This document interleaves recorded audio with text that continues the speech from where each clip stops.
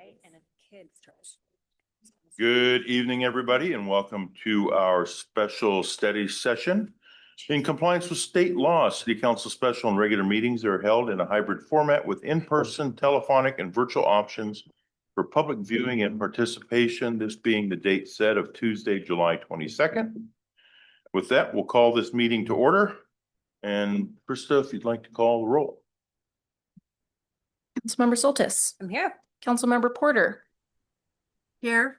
Councilmember Hartsock. Here. Councilmember Harjahausen. Councilmember Samomo. Here. Mayor Pro Tem Smith. Here. And Mayor Wagner. Here. We have a quorum, Your Honor. Thank you, Krista.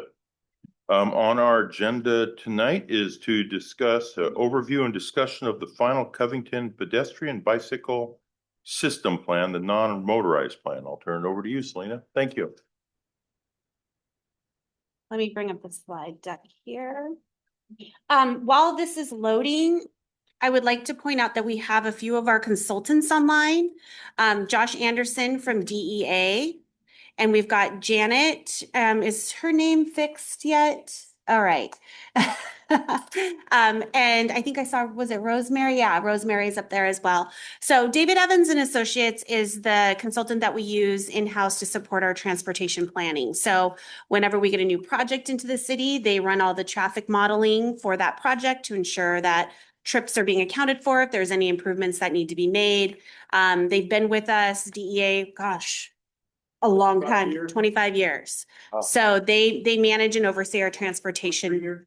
Yeah, our transportation model. So Josh knows Covington. And tonight what we're going to talk with you about is the pedestrian bicycle system plan, also known as the non-motorized plan. You may see it referenced occasionally as a multimodal plan. It all means the same thing. Basically, we're looking at how people move around the city without their cars, basically. So we'll get this kicked off here, and we're going to ping pong this presentation between myself and DEA. So we've got in front of you a very large document. There is a report and then all the appendices data if you had time to go through it. We are going to try to do our best to summarize that for you in about 15 slides, and then we'll open it up for conversation with the council and our consultants. And then Dawn and Ethan are also here to support, since this is really a plan that brings all three of our disciplines together. So we're going to go over that tonight. Why this matters. So there's a couple reasons why it matters. One is it's required. The city is required to have a multimodal plan at some point, and Josh will talk a little bit more about the benefits of that. But as we just completed our comprehensive plan, PSRC is really encouraging and pushing cities to look at multimodal transportation planning instead of just basic car traffic. And so by having a plan, it kind of grounds us in where we are and then where we need to go to be able to meet and achieve all the requirements to accommodate Covington's future growth. And so what we have in here are key findings that came out of this report, some priority projects that look at this from kind of the short-term, mid-range to long-term planning of our bicycle and pedestrian infrastructure. Am I not able to go to next slide? Sorry, folks. Let's try this again. Okay, most importantly, this is also why we did it. So the multimodal plan, we received a $410,000 grant from Commerce to do our climate action work. And we took about $170,000 of that and put it towards this plan. So luckily we had state money to do this work. And really what it achieves, as well as the requirements, is that there are 4 strategic priorities that the council has laid out in this strategic plan. One of those being updating the city's non-motorized transportation plan, so creating that, so check. And then performing a gap analysis. We have a lot of conversations around walking routes, safe routes to school, non-motorized routes, and really we need to understand where we are to know where we're going. So this lays out where those gaps are. We know where those are now. So when we talk about where we need infill or how we prioritize that, we at least have some ground data to start to work from. The other item that we could talk a lot about is street lighting and how we improve that. And this report looks at those gaps in around our city where we have limited or deficient lighting at pedestrian level. So that information's in here. And then the other item that's also in here is around our wayfinding and walking routes. So we've talked a lot about wayfinding, especially as we're kicking off Jenkins Creek Park. It's kind of hard to know where to put your wayfinding if you don't know where folks are going. And so this starts to lay some of that foundational plan so that the Parks Department and others can take off with that. We talked about the comp plan requirements and then the multimodal requirements as well under PSRC. And this document will also lay the groundwork for our transportation concurrency program and update to our impact fees, which will be what we're going to talk about in the coming months after this. So this is really a lot of information, a lot of data, but hopefully it's grounding to know that we've done the work. So as we move forward, we kind of know what we're aiming for. And again, this just talks around the purpose of the plan and aligning it. It was really important for us to obviously align the work that we do with the strategic priority, right? So we're all paddling in the same direction, but then grounding that in the ultimate goals for the city, which are listed here. So the key objectives, we looked at identifying the gaps, right? The basics, enhancing connectivity. So we looked at some key areas and locations around where are there major gaps, but there's a lot of mobility need, right? So we looked at prioritizing those. We looked at safety throughout the improved design. So how can we build safety into our projects, our capital projects? The lens that we are required to look at, the two lenses moving forward with all of our projects is from a sustainability standpoint. So having multimodal options within the city that helps to address kind of our vehicle miles traveled, which then parlays into our greenhouse gas, what we're going to have to start reporting on in 2029. So again, having a multimodal system in your city sets you up for that success. And then as we learned in the comprehensive plan, equity is prioritized. So something that came out of the comprehensive planning is that when we start to choose projects or to pick projects, are we looking at that through the equity lens? And what does that mean? That could mean a lot of different things. Are we reaching our most vulnerable populations and providing safe routes? And that includes seniors and children. Are we looking at opportunities for folks that may not be able-bodied to move through that system? Are we providing routes for them? And just maybe not picking pet projects so much, but really looking at the system. And then obviously, we've set up this plan to give the council some idea around those prioritizations and then also the investments that would be required as part of that. It's a lot here. So where we started with all of this was a lot of information. And this is just a breakdown of some of that. So we have our TIP, our Transportation Improvement Plan, which Public Works manages year over year. That's basically our 6-year plan. That's tied back to our comp plan. We overlaid our Parks and Rec plan. So all the capital planning in that document is also overlaid into this document. So why that was important too was that, you know, sometimes we think about things as is it a trail? Is it a sidewalk? What goes where? Do we have a sidewalk next to a trail? Does the trail provide the same benefit as a sidewalk? These are things that we often grapple with. And so what this did is it allowed us, even at our planning level, to say, well, maybe that could be a multi-use trail. Maybe that we've got more shared spaces where it's pedestrian and bicycle, and maybe in lieu of a sidewalk or adjacent to a sidewalk. So really kind of changing that way we think about the built environment and maybe broadening that thought. And then obviously looking at our 20-year plan and then the gaps that we saw in this document. So this is just a snapshot of some of that info. So concepts, as we talked about this. So this plan was a little different in the sense of we have a lot of this information because it's in our comprehensive plan, but we also did an extra step when we were putting this plan together. And I think I've sent it out to the council. If not, I will. But we did a citywide survey as part of our climate action grant where we interviewed stakeholders. And then we also had an interactive map where people could go put a dot somewhere in the city and then say what was missing. Hey, it'd be really great if the sidewalk went through. Hey, it's really dark here. Hey, I can't ride my bike much further than this street. The vegetation's really high here. The site distance is tough. We have an entire dot map of comments that we collected throughout the city. So where this is a little bit different than just us sitting down and putting together all of that information, we also had this other layer where we added that social component.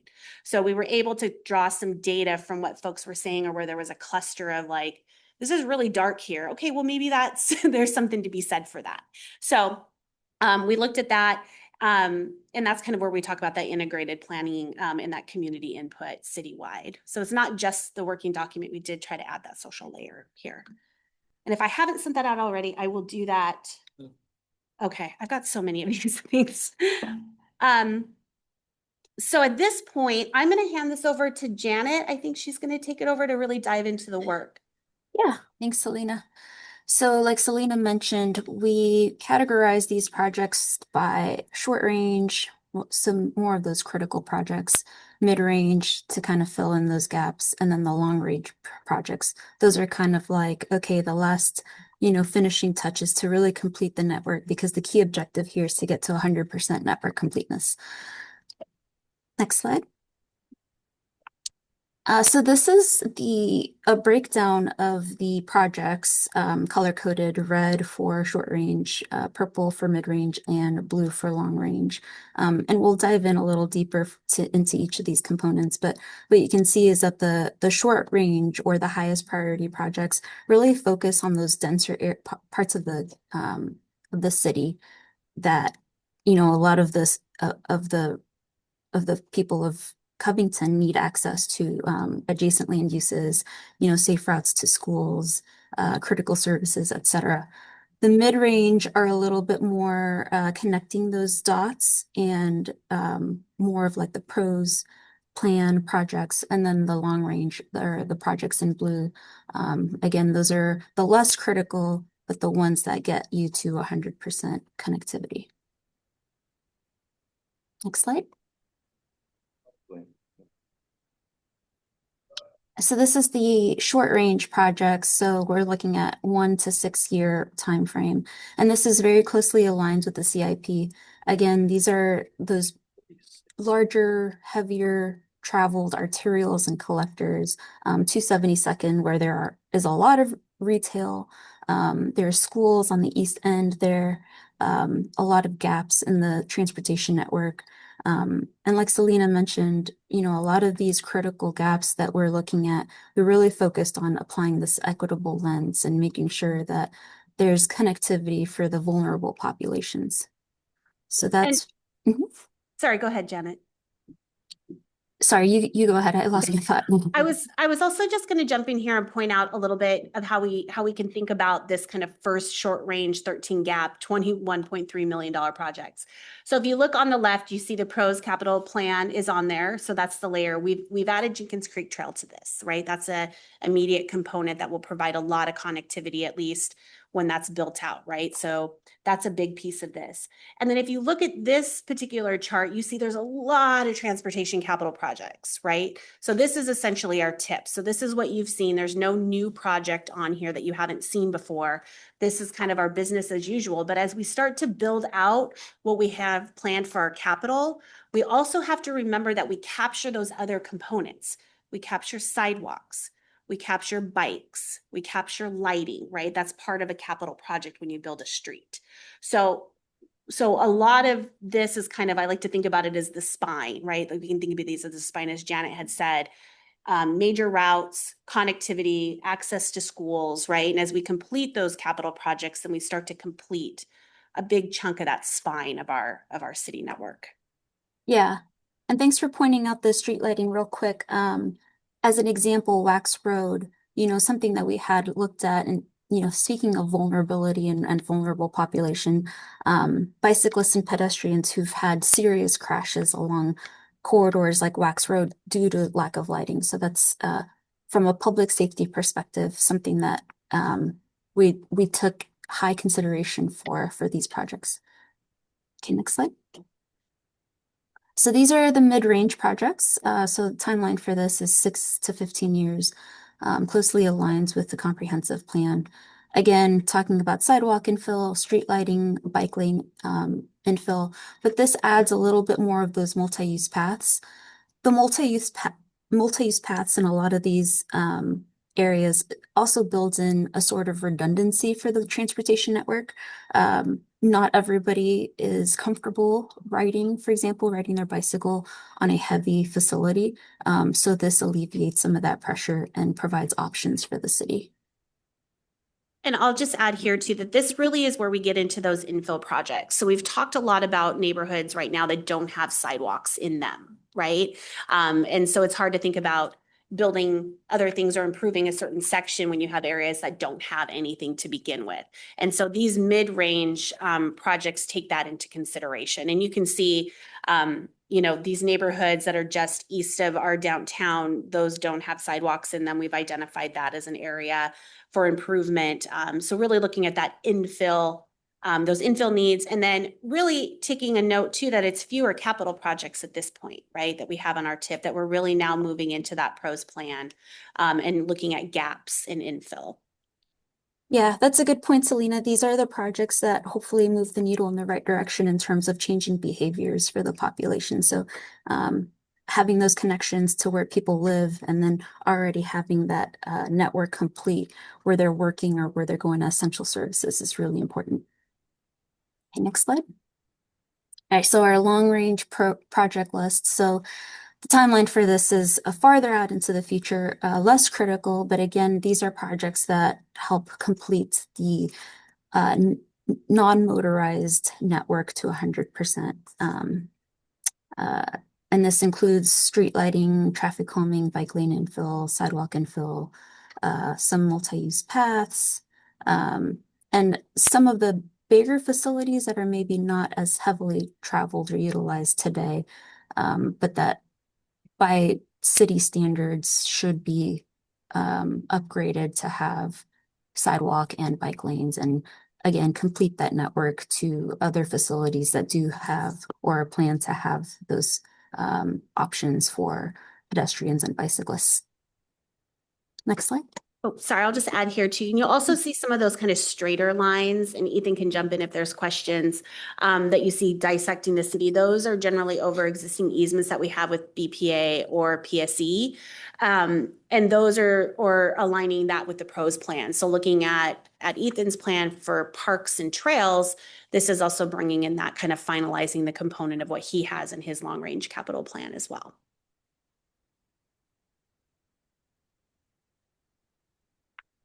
All right, and this is just a graphical representation to show what does that building upon the existing network look like with the short-term, the midterm, and the long-term projects. So on the left, we have what that looks like for the pedestrian network. So currently, it's a little bit below 50% built out, but with short-term projects, we're adding in another 12%.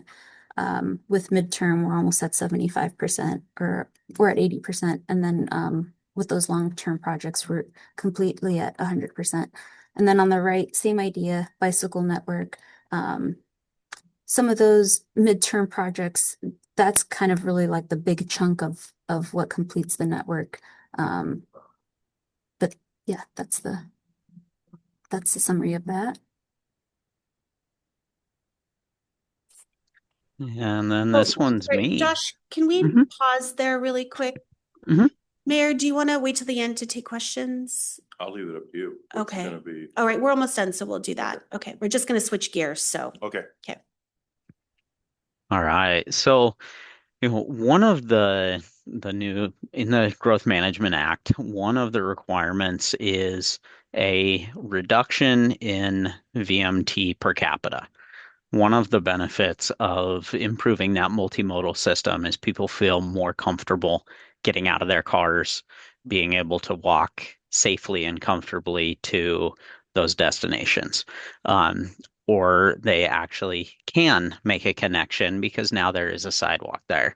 So with this plan and the short-term and projects, we are expecting about a 3.5% reduction in VMT per capita. I know it doesn't seem huge, but when you think about it, the investment allows you to meet the GMA requirements, the Growth Management Act requirements, and it allows that the 3.5% that those vulnerable users to have an additional means, a viable means of transportation to some of those locations that they really need to get to. Um, this plan is definitely aligned with the FHWA Non-Motorized Transportation Pilot Program findings. We got quite a bit of the VMT reduction information out of that pilot program. So we're in alignment there. The reducing congestion, getting people out of cars, that multimodal not only improves air quality, but it also generally improves the health of the city's population, getting people moving so they're not sitting in their cars. And then again, that more walking, cycling reduces that reliance on cars. As we move forward, I think a lot of the push is going to be, the hybrid work environment, the active become more active, or we've generally become more sedentary, and we really need to push to become more active.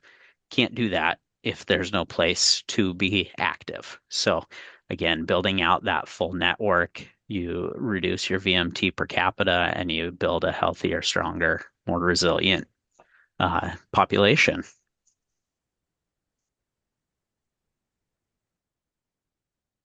Okay, so a lot of information here. At the end of the day, we're talking about almost $1 billion worth of improvements in 16 plus years. This is the total dollar amount. Not to frighten you at all. We want to talk a little bit about that implementation and funding strategy. And I think it's first worth noting that this is just a plan, right? This is not something that you are going to have to be beholden to in the sense of every year I come and we say, here's your 6 projects or your 13 projects. What this is a tool for us to then, as Ethan and Dawn are doing their long range planning around capital and parks, to use this as a guiding document to say, oh, I've got some grant funding, let's pull something off this list, right? Or I've got an ability to expand a capital project. Maybe there's a partnership with the parks to create a different type of project, right? It also will help us in the flip of like, we have a non-motorized plan. It'll be adopted through our comp plan, and hopefully that gives Don and his team and Ethan, their team, more points to go out and be competitive in those grants. So I think it's worth just noting this is another tool in our toolkit for decision making, right? It's not a 13 projects in the next 6 years. It's hey, we've got some dollars. How do we want to prioritize that capital in our city? And we are able to now communicate with you a little bit about what that looks like. And to add to what Selena was saying there, I think, for example, if you have 2 maybe projects that are similar in terms of like roadway or something, then you're looking at another piece to kind of say, okay, what does this look like in non-motorized? Oh, that's a little bit higher in there. So everything equal, maybe you would tip to that one, taking all those pieces into consideration. So you're trying to utilize all those pieces to make a better decision when you know that you have limited funding. So you're trying to utilize all of that to have priorities and things like that. The other thing is like the grant funding. There might be grant funding that we see or hear about, and you're reading about it and you're like, oh, that fits perfect into this project or something like that. So it's, again, just having, as Selena said, a number of different tools to be able to utilize in making those decisions.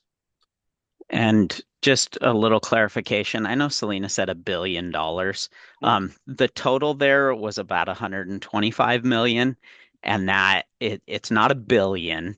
And that was does my mistake. I meant $1 million. that does overlap quite significantly with pros plan projects, as well as projects on the tip, the current projects on the 6-year tip. So it's not 125 million of new projects. This is just if we pulled out those multimodal components from all of those projects and said just in and of itself, the multimodal aspect of all of those other ones, plus some of the ones we added in here, as 125 million total. Thanks, Josh. I probably feel like everything cost $1 billion. So Yeah, that's my apologies. Probably very relevant. including inflation over. That's right. I spent 16 plus years.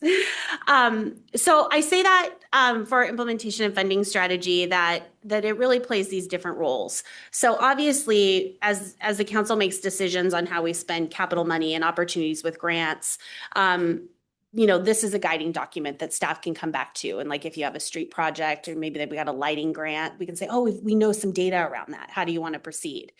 The other thing too, when we talk about those funding sources is impact fees, which we're going to talk about later this year into next year.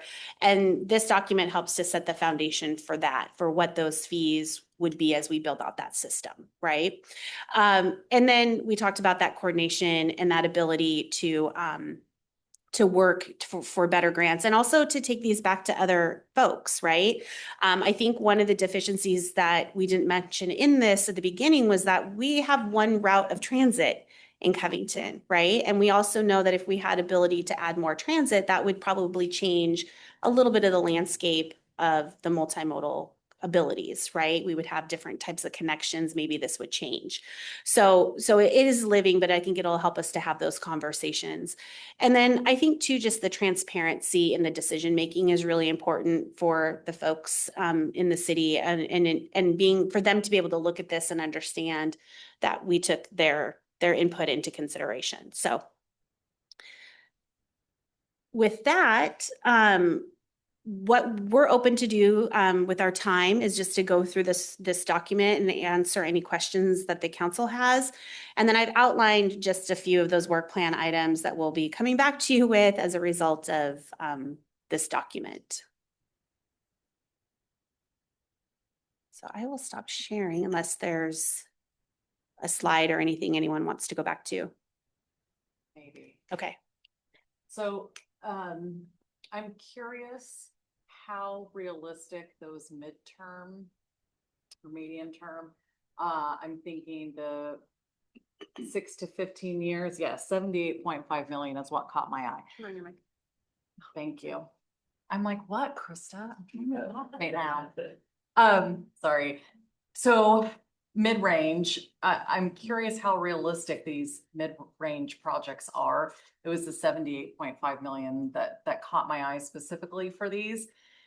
How did we determine to put these in the mid-range bucket? Because, the other ones are about a third of that amount dollar-wise.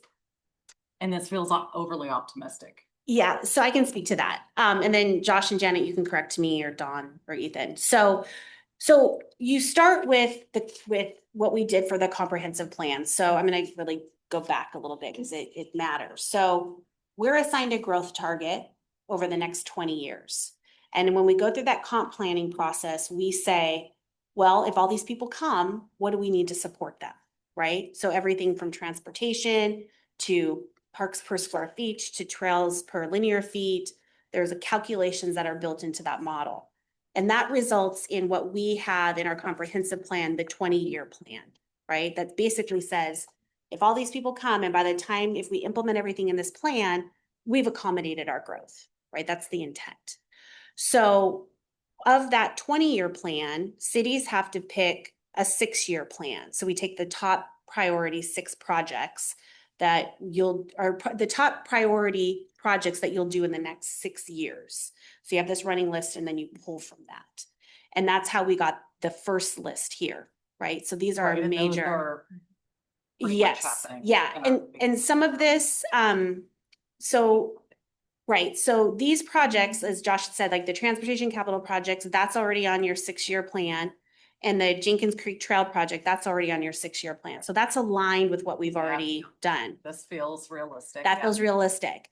Now we'll come over here to now we would be into our next 6-year tip of what you're looking at. And so that's picking up what you have left in your capital program, right? So things on here that you technically have in your 6-year program are all these transportation capital projects. So these 4 projects are technically in your 1 to 6 year, right?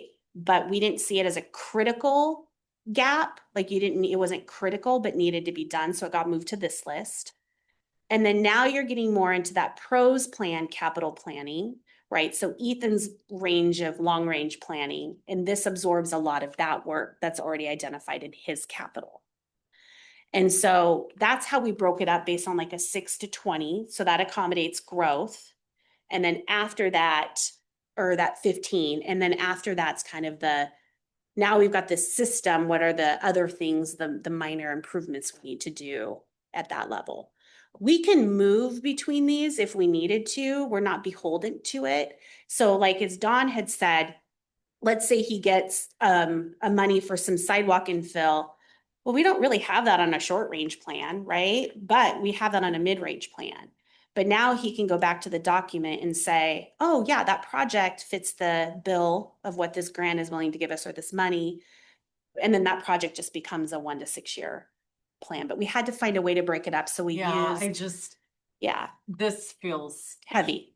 it feels like in the sky, it does not feel grounded. It feels way overly, I don't know. I'm a project manager by trade. So I don't know. I know it's just a plan, but I feel like it's setting us up not with the plan. And so $8 million in that small period of time. So I want to just bring us back to this map, which is really small. I don't know if I can make it any larger. But this was the comp plan that basically we said as for our non-motorized, what we had told Commerce and PSRC, this is what we would need to accommodate the growth, the 4,600 additional units that we're getting by 2044. And so this was the baseline of this. If you start to overlay this and this and this, this map pretty much aligns with what we had in the comp plan plus those extras. Yeah. Yeah, I mean, and I guess, yes, this is the plan to hit that growth, and we very likely won't have all of this money, and that will hopefully just give us more leverage to get funding when we are showing that we're far exceeding our ability for our It's also the higher these projects are on your list, the more competitive you are in those grant applications. Right. That's what I so it gives us more leverage as we show that we are now way past where we needed to be on plan. So okay. And I'll also just say that in 10 years we get to do the comp plan again and things might change by then. So we would then adjust this as well to be like, oh, we got some projects off. We got some early wins. Okay. Thank you. Joe? So you did mention transit, and if transit were to come in and say, King County Metro came in and say, hey, starting in fall of 27, we are adding a new line to the city. Would that change where some of the priorities for these lay? Would we then make some big, like they're coming down 256, then not through Lake Point? Would we be changing some of our priorities, moving them up? I mean, I'll let Dawn jump in, but I would say yes, because now we're looking at routes to bus stops. Now we're looking at commuter routes a little differently. Right now, everyone's drawing to 272nd, or they're drawing to the schools, or they're drawing to the library, or they're drawing to the downtown, Lake Point. This would just be another layer that we would draw to. So it could. Do you want to add, Dawn? Yeah, I would just say, I mean, you would just be evaluating gaps now in a different place, right? So if your routes, like transit or different things like that, then now you're going to be like, okay, what gaps or what connections or whatever do I need to get to those locations to help? And maybe that priority of those have raised, and we would have to reevaluate that. I guess to add on to that, then would say Metro coming in and saying, hey, we're adding services to Covington, Kent, Maple Valley.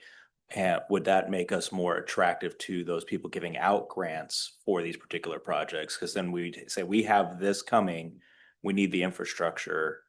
Would that make us more attractive to get? Yeah, I would always say speculative things though are always difficult to basically pitch. Like, you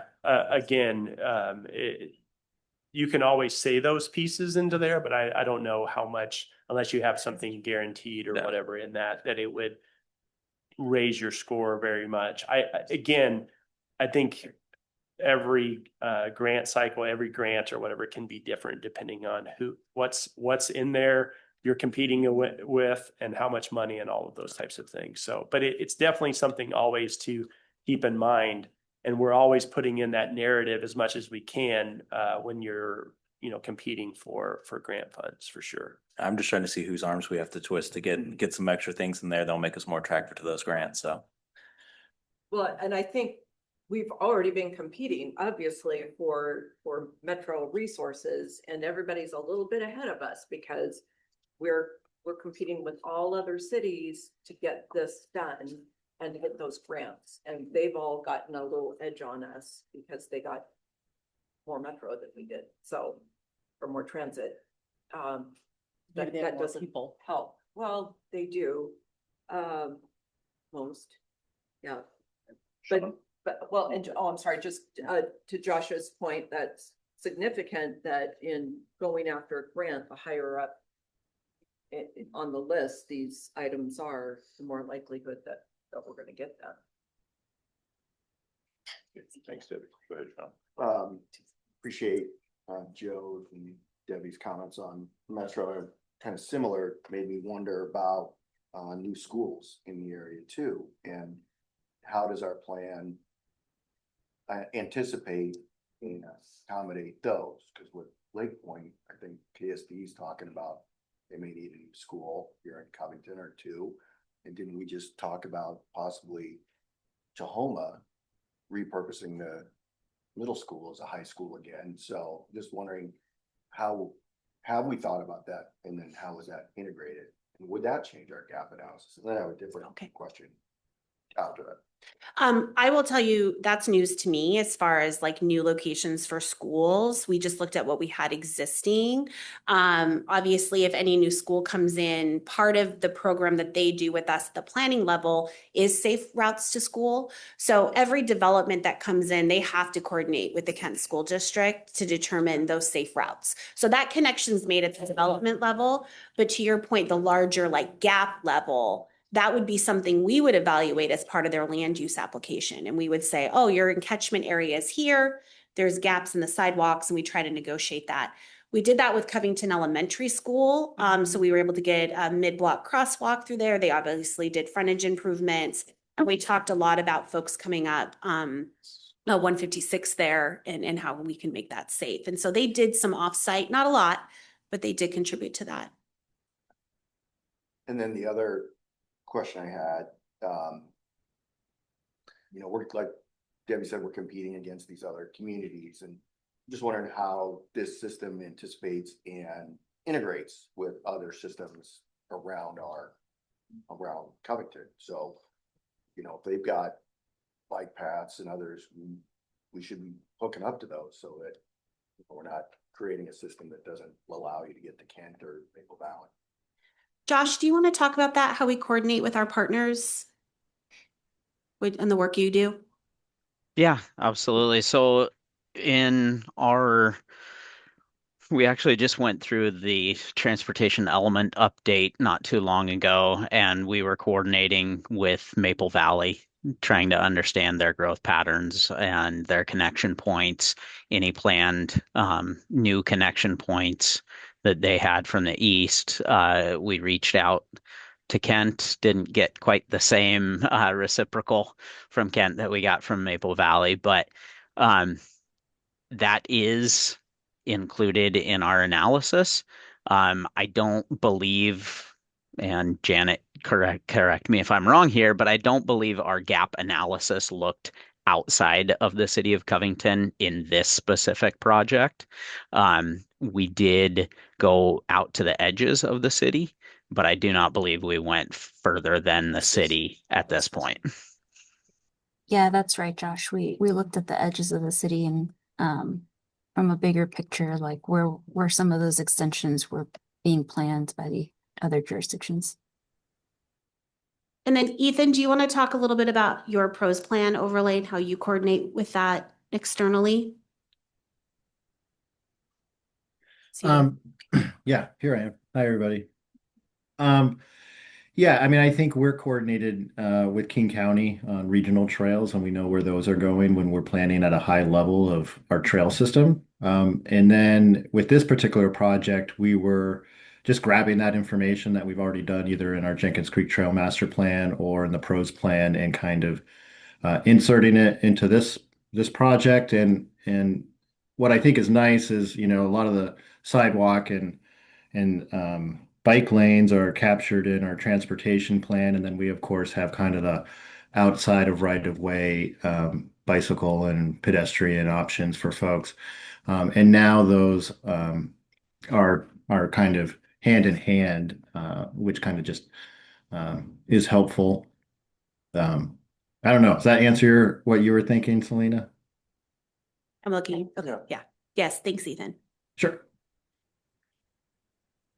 Anybody else? And I'll just say to that too, what Ethan was getting to is the more we have these plans and pieces overlaid where we can see same thing when we're planning a project or whatever, like, oh, that's right. Let's make sure we touch base with Ethan. They might want to tie in right here based on their plan and stuff like that. So again, it's kind of having all those pieces together. It helps us in making sure that we're accommodating all of that as we're putting our plans together.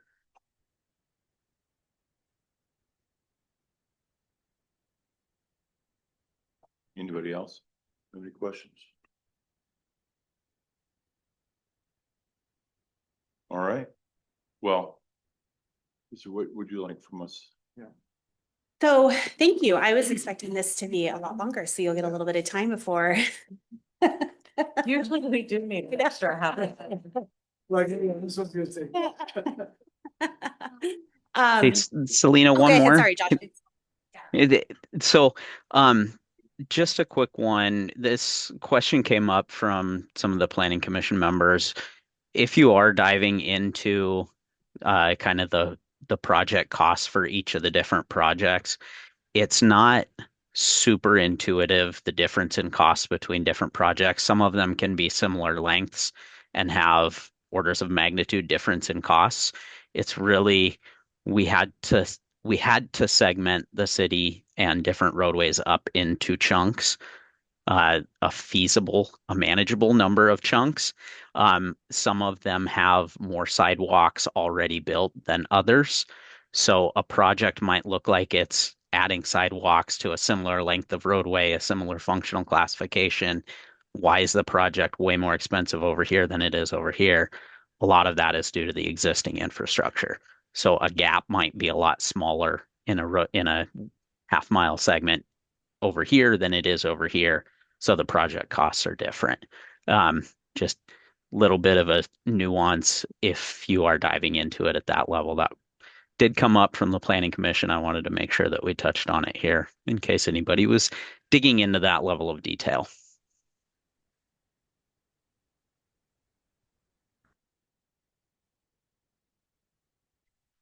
So next, sorry. Question. Sorry, Beth. Oh, yeah, no problem. Thank you. I was looking when I was looking through the pack, I just wanted to be very clear. We're looking at this as if we put in sidewalks, for example.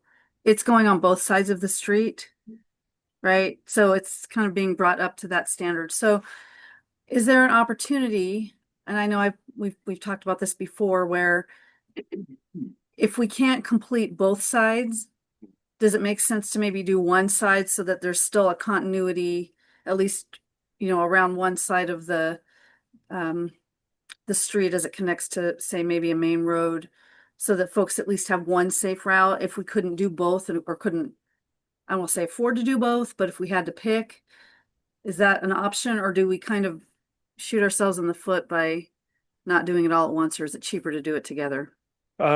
Yeah, so great question. Those are, again, kind of a little bit, I would say, is going back to us kind of trying to fit the right project and the funding and stuff a little bit. But what I'll say to that is, you can go back to the short-term projects. For instance, like on something like this, you can see that, say, 256 in there, we've got 5-lane section, we've got sidewalks on both sides or whatever. And you're like, well, why is that project in that area? Well, that could be some pieces where we're talking about bike lanes. We could have enhancing those bike lanes could be part of that. And so it wouldn't necessarily mean that, like, a little bit of this is going back to what Josh was saying. It could be just different pieces to that. And it's not like every piece in there is talking about the gap is the same thing, meaning we don't have sidewalks on either side. We don't have bike lanes or things like. There could just be smaller elements that it still says, hey, to complete this piece, there's still elements of it that rank on this list as far as non-motorized. Going to Beth's question also is, I think there would be that aspect of it's still going to be on your list to some extent because you haven't completed all of those aspects. I do think that we would be wanting to make those decisions when we're trying to decide. And that's where what I brought up as we went through this is those types of questions too, Beth, where I'm like, wow, it's kind of hard for me to go back if I've got $1 million and I'm going back and maybe making the sidewalk wider or something like that versus a neighborhood or a place that doesn't have any sidewalks at all.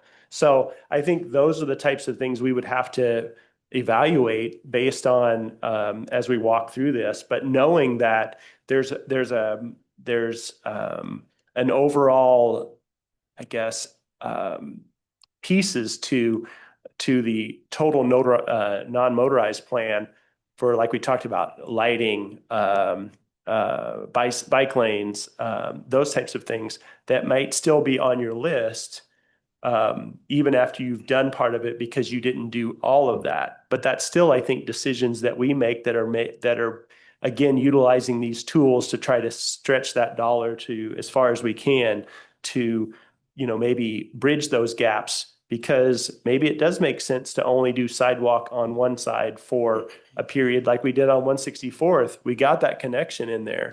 Otherwise, we wouldn't have that connection. And if we were to try to then get that funding to do both sides. So a little bit of a long answer and tied a few things together, but I do agree. I think it's those pieces that we have to do to try to maximize those dollars. Great, thank you. I know there's a few neighborhoods that have been concerned about lack of lighting and sidewalk. We all know this. I mean, this isn't news, but anything to help even elevate the safety and the experience for our residents, is sometimes it's better than nothing, even if there's still a gap that we can address later.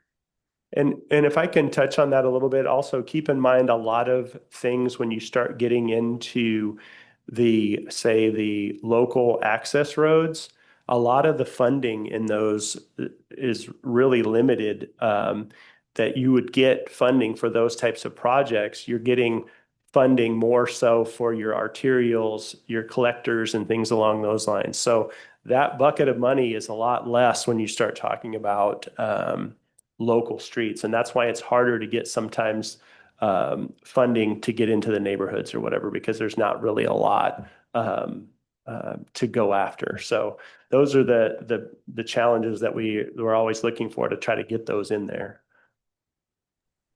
And in the end, this is a citywide vision. It's a plan. I guarantee you it won't be built out in the order that we prioritized it here or anything like that. It's general guidance. And, it's every time a dollar becomes available, it's coming back to staff. Where's the best place to put this? This gives a general guide. We're guaranteed to be wrong. So, I mean, in the end, it's knowing the local system. What do we have available? Now we have a little bit better understanding of what it's going to cost to implement some of these. So we have more of a menu of options, a menu of projects that we can choose from if and when that funding does become available. And I would say I guess the engineer or nerd in me is when you look at these, to have all of these pieces, like, okay, we're looking at the level of, say, speed or crash data, or the level of traffic stress it has on, say, pedestrians. All those pieces create the score in this, which is nice to be able to to utilize those pieces gives you a lot of data to then be like, okay, well, wow, it really would if we're only doing a sidewalk on one side or something like that. That makes sense because of these factors or something like that. So again, having all of this data is really helpful, even if you're just right now it's all sitting together, all scored together and that type of thing, and it's all ranked. And like Josh was saying, it may not be like that, especially if you start pulling elements out of that and saying, hey, we would actually benefit by doing a bike lane here or something like that. And look how it connects those things together. So it's just a lot of good data in that regard, even if it's you're parsing it out as you go through the years of trying to determine where to put money is the best you can. Christina, I thought we were done. We are done. I'm not gonna ask any hard questions. I just want to say that I got to experience firsthand the new sidewalk during Covington days when it was my turn to man the booth. It just seemed silly for me to take a car there. So I took my son's bike. And I mean, it was so nice coming down 164th. And I had to think about it. I'm like, hold on, does it connect there? And does it connect? Like, will I be stuck somewhere and have to cross a bush to get back on the sidewalk? You know what I mean? Yeah. Because you don't think about it until you're actually out there doing it. And no, it was so smooth. It was so nice. I fully enjoyed it. Did you ride back up? It may have been an assisted electric. I was like, dang, that's a hill. I know. I still pedal. Anybody else? I'm just All right. no, it's Is there assisted. anything else not you need from the us, Selena? little one. So just a heads up. So what we're going to do with this document is we're going to be coming back to you with the final climate element, which I think we've talked also about earlier. We've talked about a lot of things, but we've got our climate element, and in that this will be appendix to the transportation element. So this will come back to you all probably in early next year. You'll adopt it as a appendices to those comprehensive plan updates that we're going to be bringing back as part of climate. And unless there's anything specific you want staff to change between now and then in this document, we'll present it as is, or unless something changes in the next 6 months, we'll make those edits. But ultimately just wanted to get this tool in front of you and be able to answer some questions about what our intentions were with the document. It's a great start. All right. Very Thumbs up. Very good document. So thank you. Thank you for doing that. And thank you to the David Evans team for getting this done. So we look forward to it coming back to us sometime next year. Thank you very much. We appreciate the ability to work on it. All right. And thank you for working with the city for over 20 some years. So appreciate that. I just looked it up. It's actually 22 and a half years next week. So Great. Yeah, we were all a lot younger. All right. Well, thank you all very much. Thank Meeting you. is adjourned.